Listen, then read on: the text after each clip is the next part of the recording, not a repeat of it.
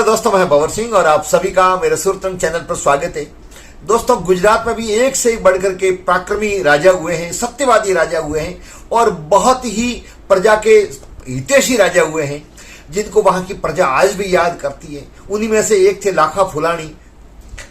तो आइए दोस्तों, आज मैं ऐसे ही लोकप्रिय राजा लाखा फुलानी की आपको कथा सुना रहा हूं। दोस्तों, कच्छ की एक जमाने में राजधानी थी केलाकोट, जो भुज से 9 कोस दक्षिण में और समुद्र से 5 कोस दूर थी।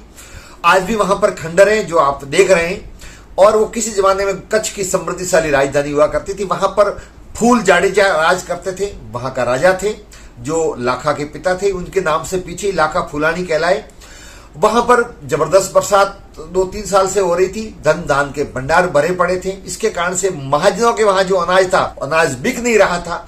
ऐसे में दोस्तों, उस जमाने में और आज भी हमारे मारवाड़ में जब लगातार अकाल पड़ता है तो हमारे यहाँ गाँव में एक कुप्रथा चलती है। लोग कहते हैं कि किसी ने मे को बांध दिया या अर्थात बरसात को बांध दिया है। उनके बारे में इस प्रकार की धारणाएं लोगों के अंदर पहले थी। हमने भी बचपन में ऐसा सुना हुआ है। तो उन्होंने जति को बुला करके और तंत्र विद्या करवा करके और मेघ को बांधने की प्रक्रिया की।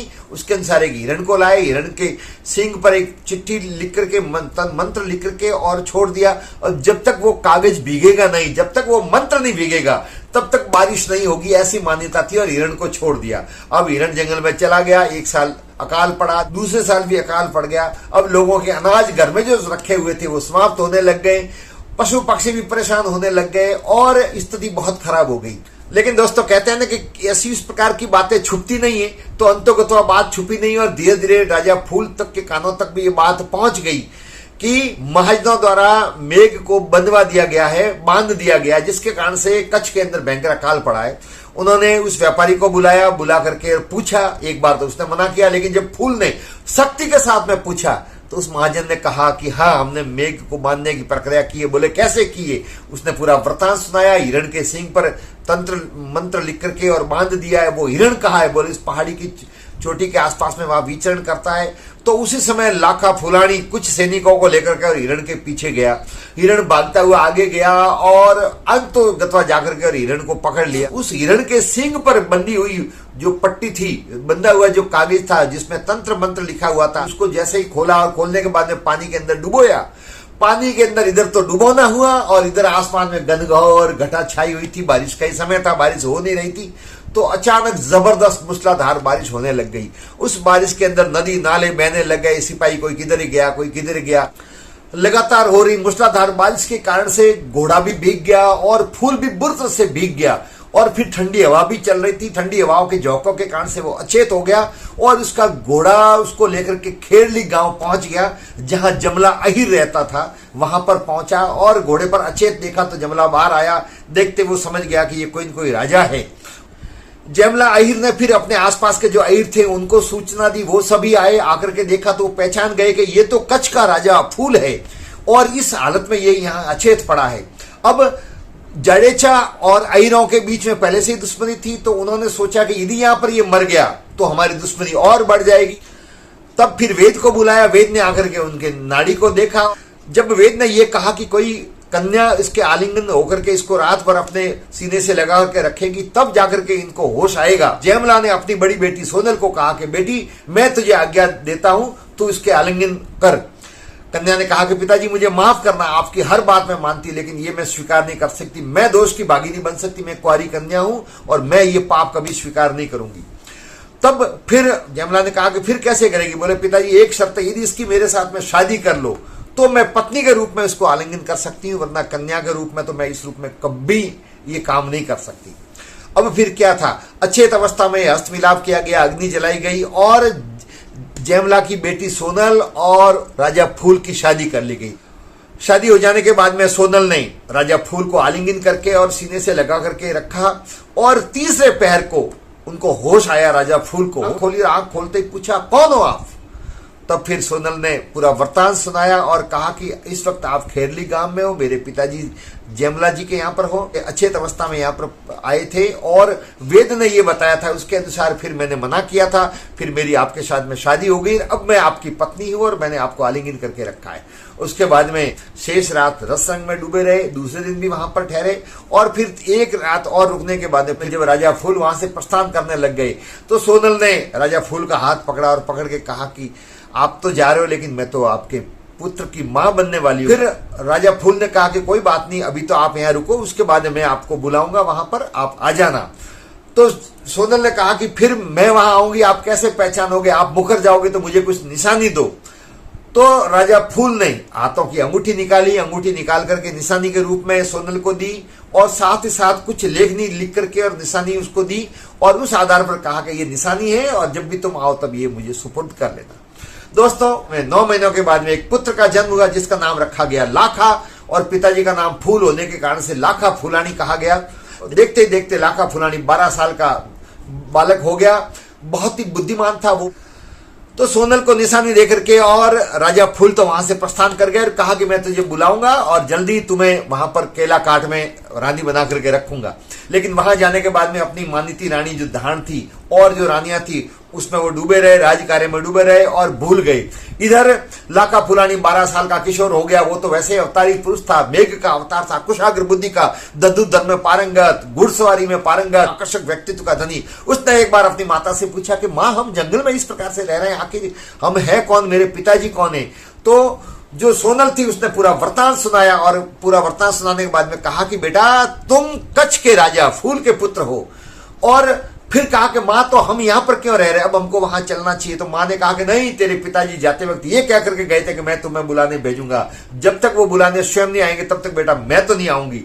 तो लाखा ने कहा कि माँ आज्ञा दो तो मैं वहां पर जाता हूँ। माँ ने कहा कि कोई बात नहीं बेटा, जा और ये जा निशानी लेकर के जा, तब जाकर के तुझे पहचानेंगे। और जाकर के केला कोट में पहुंच गया, जाके फरियाद की और दरबार में पहुंचा। दरबार में पहुंचने के बाद में राजा फूल ने कहा कि कौन हो तुम? लाखा ने बड़े स्वाभिमान के साथ में कहा कि मैं आपका पुत्र लाखा फूलानी। बोले तुम मेरे पुत्र कैसे हुए, कैसे मैं मानूं? तो उसी समय उसने वो मुद्रिका जो दी निशानी के तौर पर, देखते ही राजा फूल पहचान गया कि ये मेरा पुत्र लाखा है। चूंकि राजा फूल के और कोई पुत्र था नहीं, इकलौता पुत्र था, तो पलक पावड़े बिछाए गए और उसका लाड प्यार वहां, और लाड प्यार से वो रहने लग गए और उसके बाद में राज कार्य में भी वो थोड़ी बहुत सहभागिता निभाने लग गई। अब लाखा तो वहां पर ठाठ से रहने लग गया। व्यक्तित्व देख करके हर कोई उससे प्रभावित था। उधर जो राजा फूल की पत्नी थी धान, जिससे वो बहुत प्रेम करता था, कुछ समय के लिए वो प्रवास के लिए बाहर गया। तो लाखा अपने जो माँ थी, अपनी जो सौतेली माँ थी धान, उसके पास में कई बार जाता था, उसके साथ में 64 खेलता था। लेकिन वहां पर बुद्धि भ्रष्ट हो गई रानी धान की और वो अपने लाखा पर कुदृष्टि रखने लग गई। आखिरकार वो नहीं माना लाखा। तब फिर माँ ने कहा कि मैं तुम्हें देश निकाला दिलवा दूंगी और तुम्हें देश से बाहर करवा दूंगी। लाखा ने कहा कि माँ, मुझे सब कुछ स्वीकार है, लेकिन जो आप कह रही है वो करते मैं कभी नहीं कर पाऊंगा। आखिरकार एक पत्र लिखा लाखा फूलानी को और पत्र लिख करके और कासिद के साथ में, पत्रवाहक के साथ में भेजा ऊंटनी पर बैठ करके। जैसे ही वो कासिद वहां पर गया, जाकर के लाखा फूलानी को पत्र दिया। पत्र पढ़ते ही पूरा माजरा समझ में आ गया, उन पर झूठे आरोप लगाए गए थे लाखा पर। और फिर उसी समय फूल ने हुक्म दिया कि लाखा को देश निकाला दिया जाए। और फिर वहां से सिपाही आए। आने के बाद में काले घोड़े पर बैठा करके, काले कपड़े पहना करके और फूल लाखा और बैठा करके और लाखा फूलानी को कच्छ से देश निकाला दे दिया और वहां से वो प्रस्थान कर गया। लेकिन जाते वक्त वो समझ गया कि पिताजी को भ्रमित किया है। वो पिता की आज्ञा का पूर्ण पालन करता था, बहुत ही आज्ञाकारी पुत्र था। उसको ये भी पता था कि मेरे पिताजी बहुत वृद्ध है। तो जाते वक्त उसने प्रतिज्ञा ली थी कि कोई भी कच्छ से आकर के, यदि किसी ने यह संदेश दे दिया कि मेरे पिताजी इस दुनिया में नहीं है और ये किसी ने कह दिया कि कच्छ के अंदर भयंकर अकाल पड़ा है, तो उस व्यक्ति की मैं गर्दन काट दूंगा, जीभ काट दूंगा। और फिर वहां से देश निकाले के आदेश की पालना करते हुए, पिता की आज्ञा का पालन करते हुए, जैसे भगवान श्री राम वनवास गए थे, ठीक उसी प्रकार से लाखा वहां से रवाना हो गए। इधर प्रजा को जब ये समाचार मिला तो आंख से आंसू झर रहे थे, हर कोई दुखी था। लेकिन राजा का आदेश था, मानना ही था। वहां से खेरली अपने नाना के वहां पर आए, कुछ समय तक वहां पर रहे, माँ के पास में आए, माँ को पूरा वृतांत सुनाया। उसके बाद में वो पाटन गए। पाटन में चावल राज सोलंकी का शासन था, वहां पर वो रहे। चावल राज उनकी वीरता से परिचित थे, उनको भी ऐसे व्यक्ति की जरूरत थी, वहां पर रहे। अब कुछ समय के बाहर पड़ गए, उधर उस पुत्र के जाने का उनको वियोग तो था ही, और फिर उनकी मृत्यु भी हो गई। जैसे ही वहां से वो लाखा फुलानी कच्छ से आए, उसके बाद में कच्छ में भयंकर अकाल भी पड़ना लग गया और बरसात बिल्कुल बूंद भी नहीं हो रही थी। जनता त्राईमान त्राईमान कर रही थी, मवेशी मर रहे थे, काल के गाल में समाहित हो रहे थे, और फुलानी का भी देहावसान हो गया। लेकिन अब जाकर के लाखा फुलानी को कहे कौन राज्य की गद्दी पर लाकर के बैठा है। तो सब दरबार में ये चिंता होने लग गई, सब दरबार में ये चर्चा होने लगी कि कौन जाकर के लाखा को कहेगा, जो जाकर के कहेगा उसकी जीभ काट दी जाएगी। इस डर से कोई जाने को तैयार नहीं था।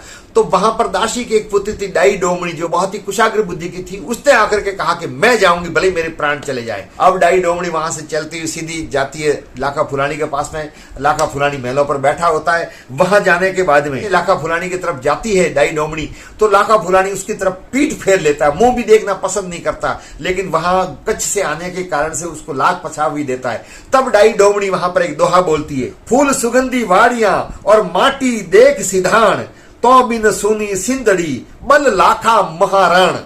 ये दोहा जब कहा तो लाखा ने पूछा डामनी से कि क्या मेरे पिताजी का देहावसान हो गया है? तो डाई डोमनी ने कहा कि मैंने तो ये नहीं कहा, आप कह रहे हैं। इतना कहते ही लाखा फुलानी को याद आया कि अरे सबसे पहले जो कहेगा उसकी मैं जीभ काटूंगा, और मैंने ही सबसे पहले ये शब्द कहा, अब तो मैं मेरी जीभ काटूंगा। और लाखा फुलानी कटार लेकर के अपनी जीभ काटने को तैयार हुआ, लेकिन वहां के सरदारों ने उसको रोका। रोकने के बाद में कहा कि इसके बदले में आपके सोने की जीभ हम मंगवाते हैं। सोने की जीभ मंगवाई, बना करके सोने की जीभ मंगवाई और उस पर वार करके उसको काटा। डोमनी ने अर्ज की, लख लाखा दख जाए जो दीजे मुख बाकड़े, पान कुटु के रही करे जो जिए सो बहाए। अब इस दोहे के बाद में वो समझ जाता है लाखा फुलानी के मेरे पिताजी भी संसार में नहीं है और भयंकर कच्छ के अंदर अकाल पड़ा है, मुझे तत्काल वहां पर जाना चाहिए। अब वो घोड़े पर बैठ करके कच्छ की तरफ प्रस्थान करता है। जैसे ही कच्छ की धरती पर पांव रखता है तो उधर पश्चिम दिशा से काली घटाएं छाने लगती है। उमड़ घुमड़ करके बादल आसमान में गर्जना करना आरंभ कर देते हैं, बिजली चमकने लग जाती है, और देखते ही देखते ही मूसलाधार बारिश शुरू हो जाती है। गंधघोर बारिश से पूरी कच्छ की धरती लबालब जल से भर जाती है। उधर लोगों के अंदर खुशहाली छा जाती है, लोग संता से झूमने लगते हैं और लोगों को पता लग जाता है कि अब कच्छ की धरती का राजा लाखा फुलानी कच्छ में प्रवेश कर गया है। निश्चित तौर पे तभी ये बरसात हो रही है, क्योंकि लोगों को पता तो था ही कि डाई डोमनी लाखा फुलानी को बुलाने के लिए गई है। और डाई डोमनी भी फिर पीछे के पीछे आ जाती है, और फिर लाखा फुलानी आकर के और केला केट के अंदर फिर दूसरे दिन सुख महारत के अंदर ढोल गाजे बाजे के साथ में राजगद्दी पर बैठते हैं और लाखा फुलानी वहां पर राज करते हैं। और उसके बाद में उनकी बहुत सारी कथाएं कहानियां बहुत सारी जीवन से जुड़ी हुई है, जो मैं आगे और प्रसंग में सुनाऊंगा। तो दोस्तों ये थी कहानी लाखा फुलानी की, जो मैंने आपके सामने प्रस्तुत की। आपको वीडियो कैसा लगा कमेंट जरूर करें, लाइक जरूर करें, अच्छा लगा हो तो शेयर भी जरूर करें, और यदि चैनल को अब तक सब्सक्राइब नहीं किया हो तो चैनल को सब्सक्राइब करें। वीडियो देखने के लिए आप सभी का बहुत बहुत धन्यवाद। जय हिंद।